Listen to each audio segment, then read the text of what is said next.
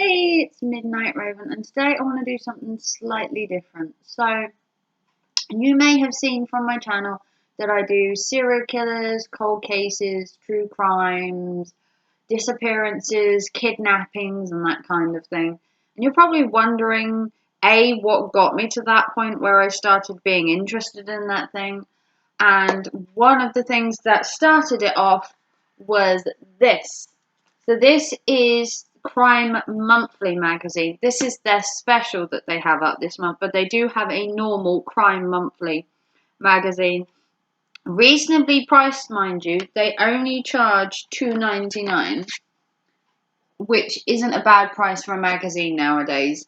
This is their True Crime Monthly, but this is their serial killer. This is the women's special series. This features 25 prolific serial monsters. So if you have a thing like I do for true crime, murders, inside it also says free thriller ebook inside, the definitive A to Z guide. This is only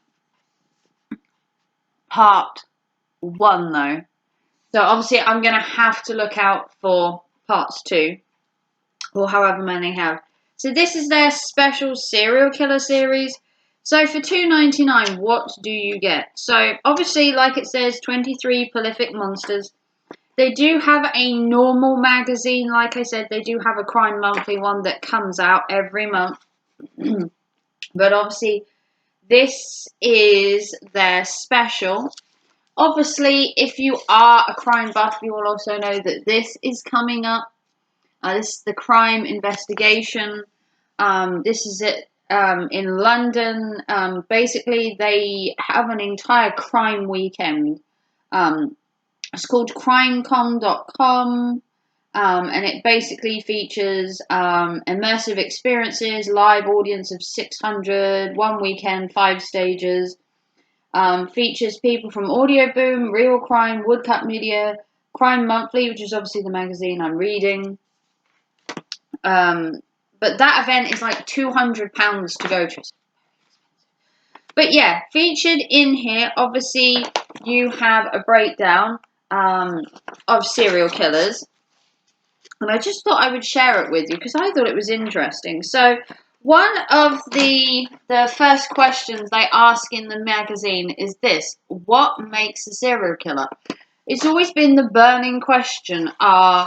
Are you born a serial killer or are you made into a serial killer? Does how your parents treat you, how your life is, does being upper or middle class?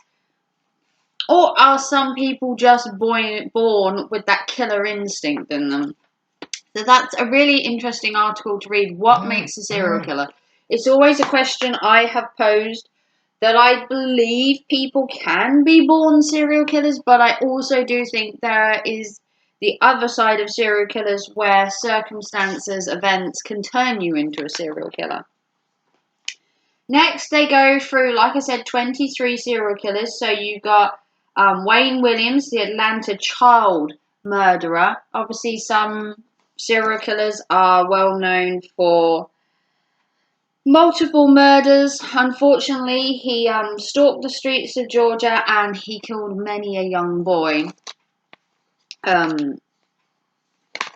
Next, in the serial killer files, we have Eileen Wuornos.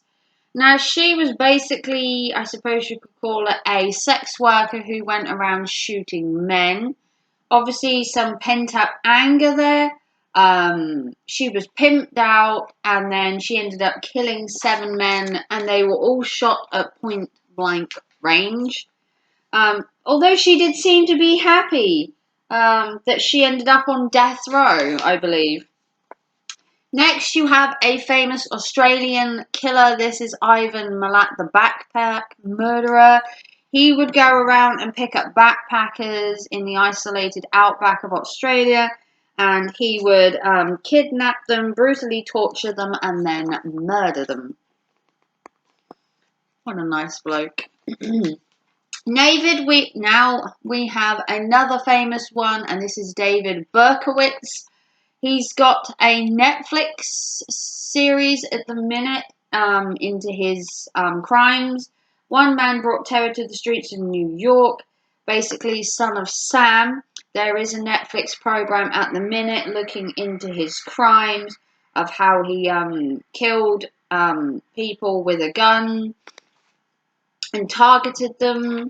Next, we of course have the legendary and one, if you can have a favourite serial killer, Ted Bundy, the charming, psychotic serial killer. The Mr. Charming managed to kill numerous women, preying on their easily vulnerability by using things like he was on crutches, that he needed help, and obviously being a maternal woman, they would help him, and then he would brutally torture and murder them. Ted Bundy, notorious, absolute notorious. There's also a Ted Bundy Netflix program if you want to read up on that. Next, we have a very interesting character, Jeffrey Dahmer, the cannibal killer. Obviously, he killed 17 people and dissected their bodies and even claimed to eat some of them.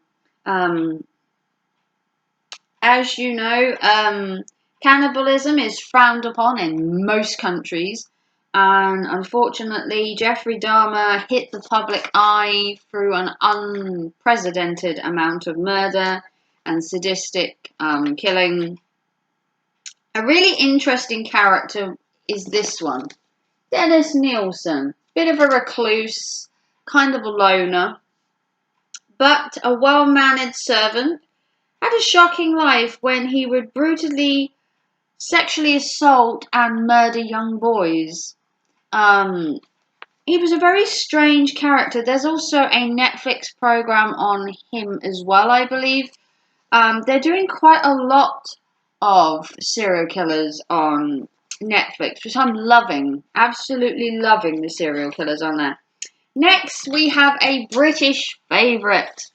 Serial killer of the UK, Dr. Harold Shipman, decided that patients that were elderly, he could just kill them. Basically, he was doing them a favour by giving them basically a quicker death. There was a massive inquiry and uproar, and he killed, I believe, it was over like 20 years before he was stopped. People had suspicions when people from his doctor's office kept dying, but no one really blinked an eye until it became clear that there was something going on. Next, we have the co-ed killer, Edmund Kemper. Now, I don't know a lot about him, but I do know that he claims that his abusive childhood led him to kill 10 people. So this is a serial killer that claims that he was turned into one, not that he was one, and that his upbringing was what made him a serial killer. I gather he did kill, I'm not sure how many women he killed, but I know he killed a bunch of women. As you can see here, he did have a thing for killing women. I don't know his open morandus, but I'm sure I will find out by reading. Next, we have the predator that brought tyranny to France with his wife. This is the Michel Fortunate. Him and his wife. Yep, this was a killer duo. Monique Oliver. They were basically French serial killers. Again, another case I don't know a whole much about. But I'm willing to find out because it does sound quite interesting. But apparently they did kill a number of people. They were given life in prison, which is pretty much what you get for killing numerous people. Next, we have the Golden State Killer. Now, another one I don't know a huge amount about, but I know that he was finally caught 40 years later. It took 40 years to catch up to this guy because he basically killed women over 4 decades in numerous states, and it was hard to track him because he kept constantly moving. The only reason they originally caught him is because of DNA, which is now a big thing. Back then, they wouldn't have had the DNA, they wouldn't have had the resources. But he is America's most prolific raper and murderer. As you can see, this is what he looks like, and it took them 40 years to capture him, which isn't surprising nowadays, where a cold case is 30 or 40 years out of date comes up and is solved. Next, we have the Hillside Stranglers. So these were two Bianca Bueno. Don't know if I pronounced that right, but these were two killer cousins that basically took women, I believe it was from near train stations, and brutally murdered them, mainly by strangling them. I believe it was with their stockings. Another case I hope to read about. A case I don't know much about, and that's the Camden Ripper. I believe this is another UK serial killer, Anthony Hardy. Another one I don't know much about, but apparently he was a psychopath who was released too early. So I believe he killed a bunch of people, he was arrested, then he was released, and then he killed again. But apparently, yeah, I believe he was released, and then he committed more murders and was rearrested. So hopefully I can find more about him. This was the one that I saw. This is Colin Island, the ex-army executioner. So this was also an interesting case. The gay slayers quizzed over 6 more murderers. So he's a British killer that was inspired by American crime fighters. He went around killing gay people. Possibly because it does suggest that maybe he was gay himself and that he was killing gay people as a way of coping. Next we have Joseph Hardy, another case I don't know much about, but it's the Beast of Manchester. From what I can gather, he killed some women, and I don't know too much about this case, but I guess it's another British one. And as I said, this is only part 1. Next, we have Israel Keys. Now, Israel Keys, he evaded capture due to his memento operandus. I cannot pronounce that. Basically, he hid his weapons all over America and basically left kill kits across the country that he would pick up when he went across the country to kill somebody. Then he'd move on to the next state and he'd have another kill kit. So he never used the same kill kit in the same place. And then he would target different people so that they couldn't track him, which is a pretty cool idea if you want to be a serial killer, is to basically become invisible. Next, we have another one I don't know much about, and this is the Hammer Killer, and this is Levi Belfield. Again, not one I know much about, but the deaths of 2 young women led the police to a serial killer who thought he got away with it. Now, most serial killers do believe they are cocky, arrogant, that they can never be caught. Although you'll find some serial killers actually do want to be caught because they love the glorification, they love the praise. This guy, I believe, again, killed a bunch of women. Obviously, one of the more famous girls that he killed was this one. I've seen her featured in many of the crime things. Millie Dowler was one that came up quite a lot. Obviously, another unthankful murder in the UK. Next, we have the Long Island serial killer. So, still on the loose, yet he could claim more victims before he's caught. I believe this is the serial killer that they have not found. The Long Island killer, I believe, still remains a cold case, and it still remains a mystery. It's one of the most prolific serial killers that has not been caught, aside from maybe Jack the Ripper. But yeah, they're basically, I do not believe they ever found the killer. And the case this day is still open, and with the long-awaited capture of the Long Island killer. So he still remains at large, would you believe? Okay, another one I don't know much about, and this is the Snayton Strangler. Martin, the brutal killer, targeted the homeless. So this is a person, obviously, with a sick, depraved mind that preyed on people who were vulnerable. And obviously, he targeted the homeless, which meant they were in a dire place. And I believe he killed 3 women, just on a quick glance. But again, someone preying on the insecurities and the good nature of people, obviously had an untoward situation. Next, we have the Man in Black, Peter Moore. This is a Welsh serial killer. Yes, they do. Basically, there are serial killers all over the world. So this is the Welsh serial killer who stabbed to death 4 men. He was basically killing gays again. This was basically a reign of terror, and he killed for the sake of killing and claimed that it was fun to kill people. A very weird sense of pride in killing them. And next we have one of the more famous UK serial killers, the Moore murders. Oh my god.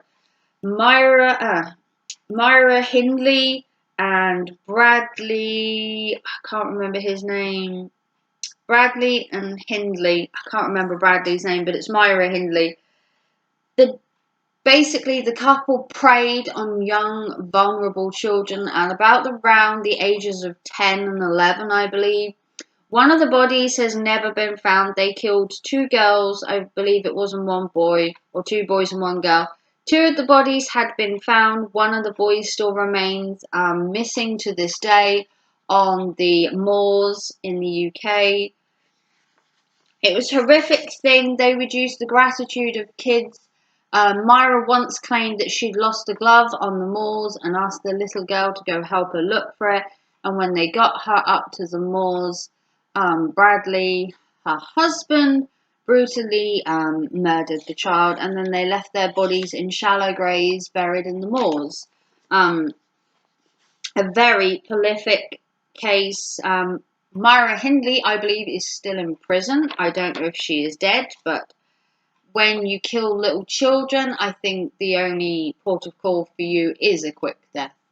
So that is part 1. There is a part 2 coming. Crime Serial Killers Part 2. A more extensive, prolific profiles of the world's most evil serial killers. So they do have a part 2 coming. Serial Killers Part 2. And this is coming in December.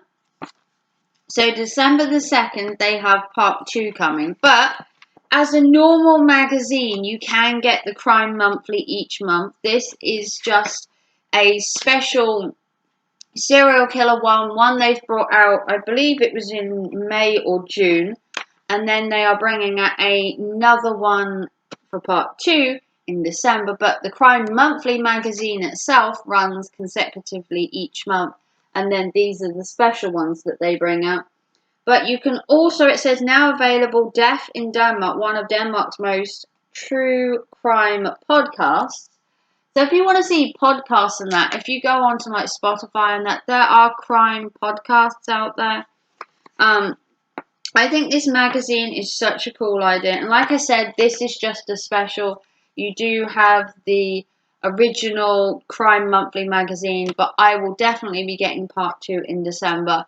I do recognise some of the serial killers that are on here, and I cannot wait to share their stories with you.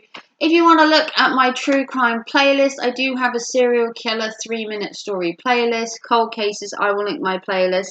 Some of the cases featured in here are actually in my playlist, but I'm considering doing more in-depth talks on maybe the serial killers at another day if you'd be interested in that. Maybe diving more into their psyche, their mindset, and the true question of whether you were born a serial killer or whether you're made into one. So I highly recommend this magazine. It's $2.99. Obviously, this is a special. If you want to see the normal magazine, I'm going to be buying that later this week, and then I can showcase that one as well to you.